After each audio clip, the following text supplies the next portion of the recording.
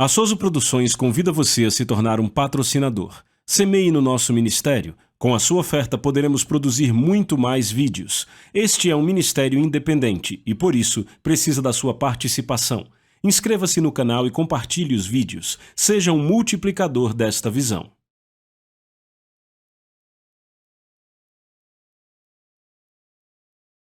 Os versículos usados nos vídeos que traduzimos nem sempre correspondem a versões em português. Muitas vezes precisamos traduzir do original em inglês para fazerem sentido no contexto do vídeo. 1 Coríntios capítulo 2, verso 4. Meu discurso e minha pregação não estavam em palavras persuasivas de sabedoria humana, mas em demonstração do Espírito e de poder, para que a vossa fé não esteja na sabedoria dos homens, mas no poder de Deus. Nós vimos a relação entre a demonstração do Espírito e o poder de Deus. Agora, quando se fala demonstração do Espírito, sabe, eu entendo que as pessoas podem entender uma coisa baseada no que aprenderam, e eu posso querer dizer outra coisa diferente. Para que possamos todos entender, estarmos em unidade esta noite e que estejamos todos na mesma página, eu vou dizer assim: demonstração do Espírito. Demonstrar é fazer algo, não é?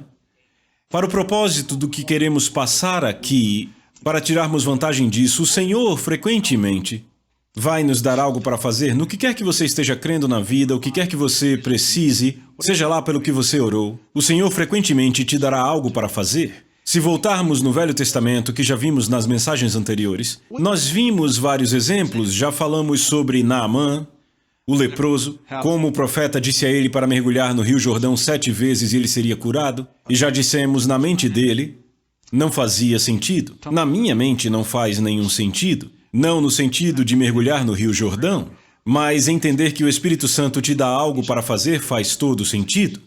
Amém? E muitas vezes ficamos por aí, a gente ora, faz as confissões e ficamos sentados esperando que Deus se mova. Quando de fato, muitas vezes, devemos simplesmente agir em algo que o Senhor nos disse para fazer, que vai liberar o poder. A demonstração do Espírito produzirá o poder de Deus em nossas vidas. Lucas 17, eu vou trazer aqui uma ilustração. Verso 11. E aconteceu que, indo ele para Jerusalém, passou pelo meio de Samaria e da Galileia, e entrando ele em certa aldeia, saíram-lhe ao encontro 10 homens leprosos, os quais ficaram parados de longe. E eles levantaram sua voz, dizendo: Jesus, mestre, tem misericórdia de nós. E ele, vendo-os, disse-lhes: ide e mostrai-vos aos sacerdotes. E a parte B do verso 14 diz: e aconteceu que, enquanto iam, foram purificados. Veem isso? Vieram até Jesus e oraram. Aqui diz isso: levantaram suas vozes e disseram: Mestre, tem misericórdia. O que é isso? Uma oração. Sabe, a oração não muda só pelo fato de você poder ver a pessoa a quem você ora. Eles viram Jesus, mas oraram. Senhor, tem misericórdia de nós. Mas sabe, você não precisa vê-lo para orar. Pode fazer a mesma oração: Senhor, tenha misericórdia de mim. Você ora para o mesmo Senhor? Você age no mesmo princípio? Então essas pessoas oraram. E aí o Senhor disse: ok, estão curados. Foi o que ele fez? Mas por que a gente sempre acha que é assim que acontece conosco? Por que a gente acha que diremos: Senhor, tem misericórdia de mim? Eu estou doente, não me sinto bem, tenha misericórdia, eu recebo a sua cura. E achamos que o Senhor vai vir e... ok, recebeu. Ele não fez isso aqui. Encontre um lugar em que ele fez. Eu te desafio a encontrar um lugar nos evangelhos onde ele fez isso. A Bíblia fala várias maneiras que Jesus ministrou às pessoas, mas na grande maioria dos casos, a Bíblia diz que foi a fé da pessoa que foi curada que teve a ver com aquela cura. Eles agiram em sua fé. Vocês lembram, vimos no livro de Tiago que a fé sem expressão está morta. A fé tem que ser expressa para poder produzir. Amém?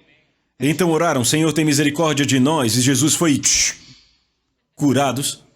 Não, ele não fez isso. Ele disse para eles fazerem algo. Para fazerem algo, ele disse: vão e se mostrem ao sacerdote. Isso tem um significado para os judeus, porque na lei de Moisés, o sacerdote era o único que podia atestar a cura. E, é claro, não era um ato de fé. Na velha aliança, a Bíblia diz que se constatasse numa pessoa lepra ou se encontrassem a lepra numa pessoa, nas roupas ou até na casa, o sacerdote podia basicamente condenar aquela casa, aquelas roupas, segregar o leproso, isolá-lo do resto da comunidade. E havia a possibilidade, se ele fosse curado da lepra, deveria apresentar-se ao sacerdote. O sacerdote o examinaria e o declararia curado, e então diria que ele está limpo. É mais ou menos como um inspetor de saúde. Era como se fosse um juiz também, entende? A razão para Jesus dizer para eles fazerem aquilo é porque existia a lei que se referia àquilo, e quando uma pessoa era curada de lepra, era o sacerdote que declarava a cura. Se o leproso notasse que a lepra tinha desaparecido, ele ia ao sacerdote que examinava seu corpo e dizia: ok, está limpo, então eu declaro que você está curado. Ou seja, ele não curava, apenas examinava, e se ele visse que ele estava bem, ele dizia: certo, você pode voltar à sociedade, aos seus afazeres. Então o Senhor disse aos leprosos para se apresentarem ao sacerdote. Agora notem, eles entendiam que era o sacerdote que tinha que declará-los limpos, conforme a tradição, mas note a fé da parte deles. Note a fé da parte deles. Jesus disse: vão e se apresentem ao sacerdote, e eles se encaminharam para o sacerdote como um ato de fé, baseados no que Jesus havia dito, embora não tivessem sentido nada, embora não houvesse nenhuma indicação de que houve qualquer mudança, até darem aquele passo. Disseram: Senhor, tem misericórdia de nós. Jesus disse: ok, vão se apresentar ao sacerdote. E enquanto iam, sabe, frequentemente eu percebo que é da mesma forma na minha vida. Eu lembro de um caso em particular alguns anos atrás.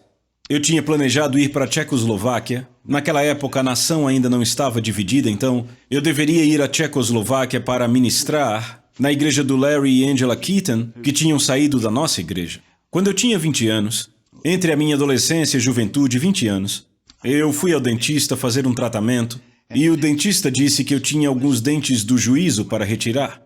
2 em cima, 2 embaixo, 2 sisos. E ele disse que era um procedimento bem simples, simplesmente cortaria a gengiva e arrancaria eles dali. Ele disse que eles nem tinham aparecido ainda. Era só tirá-los da maneira certa. Mas naquela época eu era extremamente, e ainda hoje em dia eu sou bem averso a médicos, particularmente dentistas, tudo que envolva agulhas. Eu não gosto. Quando eu era mais jovem, eu literalmente tinha fobia de agulhas. Só de saber que eu tinha que tomar uma injeção me deixava louco. Medo, batia um desespero, era terrível. Então, quando eu tinha 20, o dentista disse que eu tinha que tirar esses dentes e que não seria problema. Bem, eu cheguei aos 40 e eles já tinham rompido a gengiva e já tinha acontecido todo tipo de coisa lá atrás. Eles já tinham doído, já tinham incomodado bastante. Então eu voltei ao dentista, ele deu uma olhada de novo e o tempo todo vinha dizendo que eu tinha que tirá-los. Outro dentista, no caso. Então eu comecei a ter problemas com eles. E ele me disse a mesma coisa. Agora vai precisar de um pequeno procedimento, uma pequena cirurgia. Agora eu vou ter que cavar um pouco mais fundo, sabe? Vou ter que cavar, quebrar, esse tipo de coisa, sei lá. Imagina como eu fiquei feliz com tudo isso. Por isso que eu adiei tanto, mas eu sabia e o Senhor tinha tratado comigo: tire logo essas coisas. Então eu disse: ok, bem, eu tinha 40 anos naquela época, mas na minha mente eu ainda tinha 20. Sabe, eu realmente acho que isso é algo do cristão, é algo do Espírito Santo renovando a nossa vida dia após dia. Eu não me sinto velho na minha mente. Eu sei o que o calendário diz e sei às vezes o que meu corpo sente, mas eu acho que eu ainda tenho 20. 25, 30, eu ainda penso assim quando eu sonho, quando eu penso no que posso fazer. Eu não penso: ah, rapaz, você já tem bastante idade. Quando eu penso nisso, eu só rio. Eu penso: sim, eu sou mais esperto do que jamais fui. Enfim, na minha mente, eu ainda acho que tenho 20, mas meu corpo tinha 40. O que não é velho, mas é o dobro de 20, certo? Então eu pensei: ok, eu planejei aquela coisa, eu agendei a consulta e ficou cerca de 1 semana entre a cirurgia e a viagem para a República Tcheca. Eu pensei: 1 semana? Meu Deus, dá para recuperar de uma cirurgia cardíaca em 1 semana. Eu sou um homem da fé, sou crente. O poder de Deus opera em mim, certo? Então eu me planejei e fui numa sexta. Fui resolver, eu deitei na cadeira e realmente não foi grande coisa no que diz respeito à cirurgia. Eu lembro de em determinado momento abrir os olhos, com a boca aberta, e perguntar: o que está acontecendo? E eu lembro que o dentista disse: volte a dormir. E eu acho que eu voltei, porque depois eu acordei bem, minha esposa veio e me levou para casa, me deram 2 remédios, um para dor e o outro eu acho que... Não, na verdade eram 3 remédios, um antibiótico, um para dor, e o outro era para evitar que eu desenvolvesse alguma coisa que agora não lembro muito bem o que era. Mas enfim, me deram essas 3 coisas e eu era o Senhor Fé, não preciso de remédios. Então achei que tomaria só um remédio para dor, só no primeiro, talvez no segundo dia. Eu não tomei nada daquele terceiro remédio. E talvez eu tenha tomado um pouco do antibiótico, afinal eu era um homem de poder, o Senhor Fé. Então eu voltei e me preparei para a recuperação, chegou o final de semana, e tudo ia muito bem até chegar a segunda. Eu comecei a ter problemas, eu deveria voltar para ver o dentista segunda ou terça, mas na segunda começou a doer. Então eu voltei, o dentista examinou e ele me perguntou, você tomou o remédio? E eu disse, bem, eu tomei um pouco, não tomei tudo. E ele perguntou, qual você tomou? E eu disse o que tinha tomado e o que não tinha. Ele olhou e disse, por que você não tomou? Ah, eu achei que não precisava. Ele virou os olhos para mim como quem diz, você é um idiota. E provavelmente eu era. Não, eu estou no processo de crer em Deus, dessa recuperação rápida, sabe? Eu sei o que eu estou fazendo aqui. Mas ao mesmo tempo eu aprendi uma lição aqui, e eis a lição que eu aprendi. Que quando você entra no sistema médico, você não pode simplesmente fazer o que você quer fazer, fazer da sua forma. Quando você entra nisso, tem que seguir as regras. Tem que ficar com aquilo até um certo lugar. Ah, não, mas eu tenho que ser guiado pelo Espírito. Eu não estou dizendo que eu fui guiado pelo Espírito, eu simplesmente decidi que não ia tomar. Sabe, porque eu sou um grande homem de pé na forca, não, de fé e força. Então, enfim, o que aconteceu é que apareceu uma infecção na minha face. Você provavelmente sabe disso, mas eu não sabia. Depois a Dani me mostrou que muitas vezes a raiz dos seus dentes superiores vão dar nos seios da face. Então, quando ele puxou aquele dente e arrancou aquele dente para fora, na verdade ficou um buraco, literalmente um pequeno buraco no seio da minha face. Bem ali se desenvolveu uma infecção e era como uma dor de dente e uma dor de cabeça, tudo isso junto. E à medida que o tempo passou, aquilo só foi piorando. Antes de acabar, aquele buraco, eu fui entender porque uma vez eu coloquei água morna na minha boca para bochechar, fiz um pouco de pressão e a água saiu pelo meu nariz. É verdade, a Phyllis viu. Ela ficou louca, eu achei que eu ia levá-la para a emergência. Eu tinha que ficar fazendo bochechos frequentemente, e a água entrava pelo buraco e saía pelo meu nariz. Bem, eu acho que tem alguma diferença dentro de mim, aquilo não foi normal. Bem, na quarta, eu ainda estava de cama, com dor. Quinta, ainda de cama. Sexta, eu deveria ir para a República Tcheca. Bem, se você já andou de avião, sabe como a pressão muda, e tudo isso acontecendo na minha face, e aí eu tinha que pegar altitude, voar até lá, passar longas horas no avião, com toda aquela pressão acontecendo, e eu pensando, Senhor, eu não vou conseguir, mas eu nunca deixei de ir a um compromisso na minha vida. Eu nunca tinha deixado de ir pregar num lugar onde eu tinha combinado porque havia algo de errado comigo. E eu não estava disposto a começar, para mim era uma questão de honra. Sabe, tem gente que fica procurando razões para não ir trabalhar, para não ir à escola, mas não para mim era uma questão de honra. Não me entregar aquilo, não deixar o diabo vencer. Mas eu estava de cama, deitado, eu sabia que não conseguiria sozinho. Então eu comecei a pedir por misericórdia. Senhor, por favor, me ajude, eu preciso da sua misericórdia, eu preciso de ajuda. E o Espírito Santo me deu essa passagem. Ele me lembrou da passagem que acabamos de ler em Lucas 17. Enquanto iam, foram curados. Enquanto iam. Enquanto iam, repitam, enquanto iam. Lucas diz que foram purificados, na verdade foram curados enquanto iam. Eu sabia o que o Senhor estava dizendo para mim, e eu sabia que eu teria que dar passos, que eu não poderia ficar ali de cama, melhorar, e então ir, que eu teria que levantar e ir, mas sabe, eu levantei, e fiz as malas, fui para o aeroporto, entrei no avião, e a cada passo que eu dava eu ia ganhando força, a ponto de, no momento em que cheguei lá, eu já estava provavelmente 90% melhor e eu preguei a semana inteira e tudo aconteceu e eu estava bem, glória a Deus. Mas eu tive que agir sobre essa palavra enquanto iam, foram purificados. Agora eu tenho a impressão que se eu tivesse ficado lá, se tivesse ficado deitado, sem fazer nada até tudo aquilo passar, eu teria ficado mais uma semana, porque a infecção seguiria o seu curso. Então, minha questão é que, frequentemente, quando você quer ver o poder de Deus, o Espírito vai demonstrar algumas coisas, Ele vai te dar algumas coisas para fazer. vai te dar algo para fazer e ao agir sobre isto, isso vai liberar o poder de Deus em sua vida. E enquanto iam, foram purificados. Glória a Deus. Então isso nos traz aqui, vá comigo para João capítulo 2. Vamos ver esta passagem. Verso 1. Diz, e ao terceiro dia houve um casamento em Caná da Galileia, e a mãe de Jesus estava lá. E também foram convidados Jesus e seus discípulos para o casamento. E tendo acabado o vinho, a mãe de Jesus lhe disse, eles não têm vinho. Jesus lhe disse, mulher, que tenho eu para fazer contigo, ainda não é chegada a minha hora. Verso 5, vejam isto. Sua mãe disse aos serviçais, tudo quanto ele vos disser, fazei-o. Vamos ler isso juntos. Tudo quanto ele vos disser, fazei-o. Verso 6, e estavam ali postas 6 talhas de pedra do tipo usado pelos judeus para as purificações, e em cada uma cabiam 2 ou 3 metretas. Jesus lhes disse, enchei de água as talhas.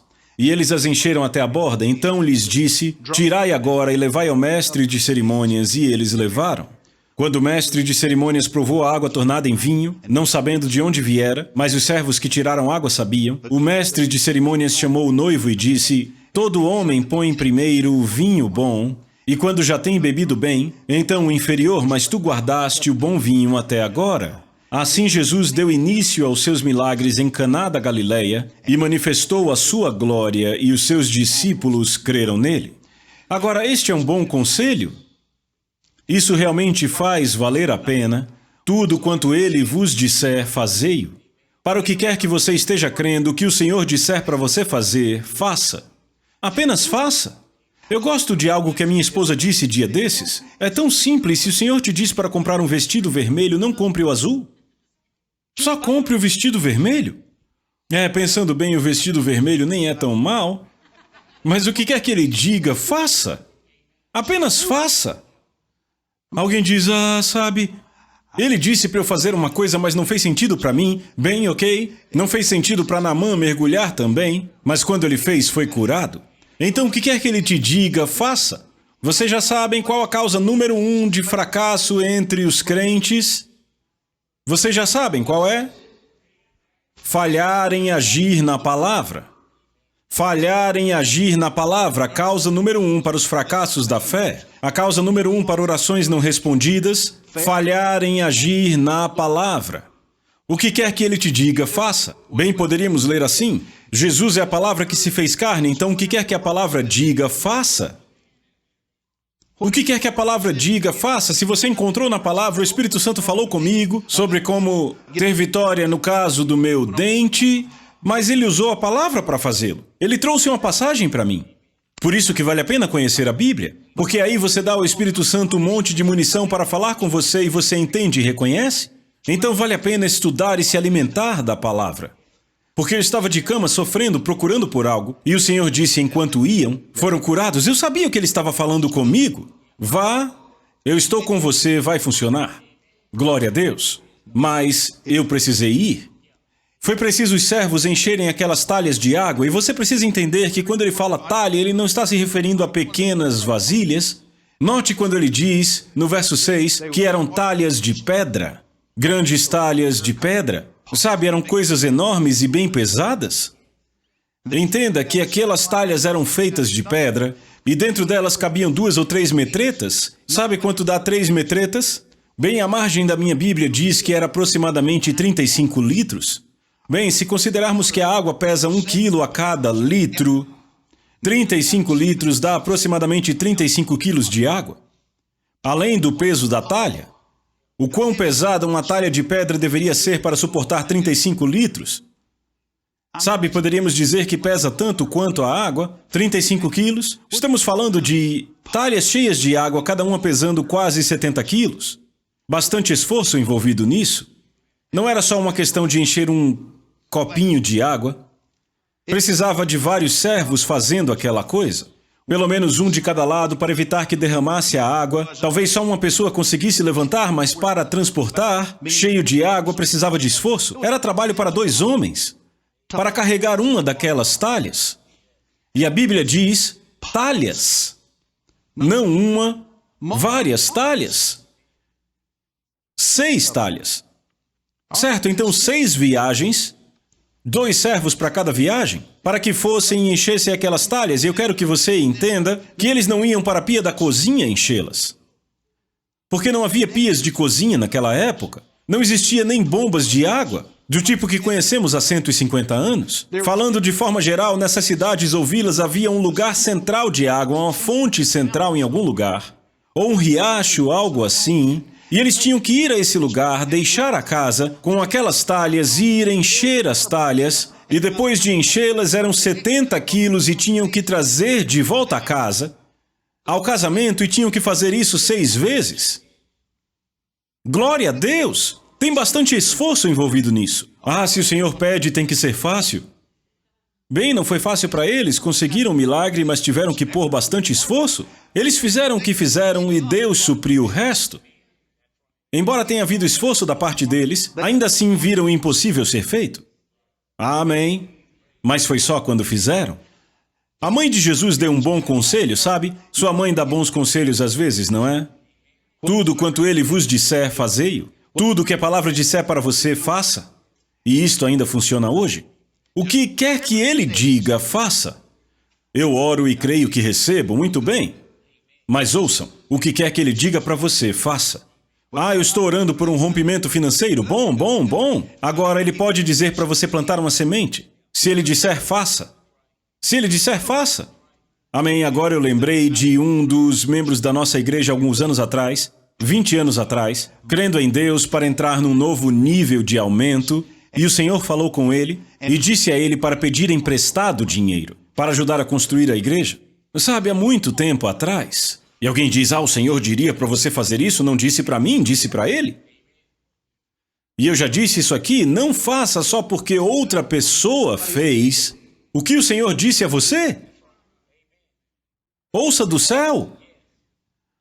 Eu não acredito que o Senhor diria isso. Bem, veja, eu só posso dizer que ele fez e funcionou. Ele foi ao banco, fez um empréstimo, plantou a semente, e aquele foi o princípio de um aumento sobrenatural para aquele homem. E ele tem sido abençoado desde então. O que quer que o Senhor te diga, faça. Eu não posso dizer que o Senhor já me disse para pegar dinheiro emprestado, para ofertar, mas ele já me disse para dar tudo que eu tinha mais de uma vez. Ele já me fez juntar todo o meu dinheiro, até as moedinhas, para dar mais de uma vez, para eu entregar tudo até ficar no zero mais de uma vez. Glória a Deus. Mas não me importa o que pensaram ou como pareceu, mas o que foi. O Senhor me preparou para uma bênção. O que Ele disser para você, faça. R.W. Schambach estava dirigindo numa estrada uma vez e estava tendo problemas no coração. E o Espírito Santo disse a ele, encoste o carro no acostamento e corra. Ele tinha sido diagnosticado com problemas cardíacos. Ele parou no acostamento, pulou do carro, correu 750 metros e voltou correndo 750 metros, 1,5 km. Estava tendo um ataque cardíaco. Literalmente um ataque cardíaco, todos os sintomas, dores no peito. E o Senhor disse, corra! E ele correu. Mas o fato é que ele voltou para o carro e foi para casa, ao invés de ir para a emergência ou para uma ambulância. O que quer que o Senhor te diga para fazer, faça. Apenas faça. Mas eu tenho medo de fazer. A fé vem pelo ouvir. Ouvir a palavra de Deus. Amém. Muitos anos atrás eu levei o meu padrasto e a minha mãe num culto do irmão Kenneth Hagin, em Atlanta, Georgia, eu acho que foi isso, numa de suas cruzadas da fé em Atlanta. E meu padrasto havia trabalhado durante anos junto com seu filho na frente de uma serra circular. Ele nunca tinha usado nenhuma proteção auricular, estava quase surdo de um ouvido e não ouvia muito bem do outro. O irmão Hagin, então, em determinada noite, começou a atuar na palavra de conhecimento e, na verdade, ele disse, eu vejo a mim mesmo. Ele disse, eu estava orando antes do culto e eu vi a mim mesmo, ministrando a alguém, por causa da audição, que está surdo. E ele chamou as pessoas e quando o Oscar foi até lá, o irmão Hagin disse, foi a você que eu me vi ministrando mais cedo, foi você que eu vi. O irmão Hagin foi até ele e bateu na parte de cima da cabeça dele. E antes de qualquer pessoa dizer qualquer coisa, ele disse, corra! Bem, sem nem pensar, Oscar se virou e correu pelo corredor e era um dos maiores centros de convenções em Atlanta. Ele correu por todo o corredor e depois nos disse que, quando estava quase no fim do corredor, foi que ele lembrou que já fazia 20 anos que ele não corria. E ele tinha algumas varizes em suas pernas. Eu não sei bem qual era a causa, mas as pernas dele pareciam mapas. Ele era bem branco, mas tinha aquelas veias grandes, saltadas, sabe? E ele começou a correr e depois disse: eu nem percebi que fazia 20 anos que eu não corria. Bem, o resultado final foi que o irmão Reagan bateu no topo da cabeça dele e todo mundo ouviu. E eles acharam que foi um som sobrenatural. Eu falo da minha mãe e do Oscar porque ele não sentiu nada. Ele não sentiu. O irmão Reagan nem tocou nele. Muita gente ali pensou que o irmão Reagan apenas tinha chegado e imposto as mãos sobre a cabeça dele, mas eu falei com o irmão Reagan depois, ele disse: sim, eu bati sim. Então ele foi até lá e bateu nele, mas o Oscar não sentiu nada e foi instantaneamente curado e restaurado. E aí quando ele chegou no quarto de hotel naquela noite, ele e a minha mãe estavam se trocando para dormir e ele tirou as calças e ele disse: pegue, pegue, veja! E todas as varizes tinham desaparecido. Minha mãe está aqui, faça um sinal se eu estou falando a verdade, mãe. Ok. Todas as varizes haviam desaparecido. Agora veja, ele foi até lá por causa da audição. Foi até lá porque estava quase surdo. O irmão Reagan ministrou a ele, mas inspirado pelo Espírito Santo, inspirado pelo Espírito Santo, ele disse: corra! E ele não perguntou por quê, se tinha a ver com alguma coisa. O que correr tem a ver com a audição? Ei, eu não sei quando a audição dele foi restaurada, se foi quando ele correu, quando bateram na cabeça dele ou tudo junto. Mas aqui está o ponto, Deus agiu sobre ele. E porque ele agiu na palavra, sabe, ele nem pensou. Quando o irmão Reagan disse: quem está nessa situação vem aqui na frente, ele disse sim. Ele foi rapidamente até lá na frente. E quando bateu nele, disse: corra! O irmão Reagan não sabia nada sobre suas varizes. Não tinha nem ideia do que acontecia em sua vida, foi inspirado pelo Espírito Santo para dizer corra. Então, sem pensar, sem questionar, sem dar tempo para pensar sobre aquele assunto, ele se virou e saiu correndo. E naquela noite, cada uma daquelas varizes desapareceu e voltou ao normal. Glória a Deus, isso é melhor do que ir ao médico tomar injeções, não é? Eu nem sei o que é que eles fazem, botox, algo assim. Glória a Deus. O que isso tinha a ver com ele correr? Eu não sei. Qual a conexão entre a cura dele e correr? Eu não sei. Mas funcionou. Eu não sei você, mas eu busco resultados. Para mim, o que importam são os resultados, a última linha. Se funciona, serve. Se não funciona, deixe de lado e pegue algo que funciona. Se uma coisa não funciona, se é apenas cortina de fumaça, se é apenas arrepio e empolgação, ora, vamos fazer alguma coisa que realmente traga resultados. Vamos atrás de algo que dê frutos, mas não, glória a Deus, funciona! Funciona sim! Ah, mas por que não vemos tanto? Bem, francamente, vemos bastante. Francamente, vemos bastante. Não faz nem um mês que eu vi um homem levantar da cadeira de rodas. Aqui mesmo. Eu recebo testemunhos o tempo todo de pessoas que foram ministradas em um nível ou outro. Nós vemos sim bastante disso. A gente apenas não para falar de cada situação e ouvir cada testemunho, talvez devêssemos. Testemunhos inspiram, ajudam pessoas, mas a gente vê bastante disso. Glória a Deus, vemos várias situações impossíveis se resolvendo, vários cânceres sendo curados, várias pessoas que deveriam estar mortas vivas, vemos pessoas restauradas. Glória a Deus, vemos sim bastante disso. Mas a pergunta permanece: por que não vemos tanto? Talvez porque não estamos agindo naquilo que estamos ouvindo. Talvez porque coisas não sejam feitas da nossa parte. Ah, eu creio que o Senhor vai fazer bem. O Senhor quer que você faça. E quando você fizer, faça rápido. Quando o Senhor falar com você, faça rápido. Faça antes que o tempo acabe. Glória a Deus.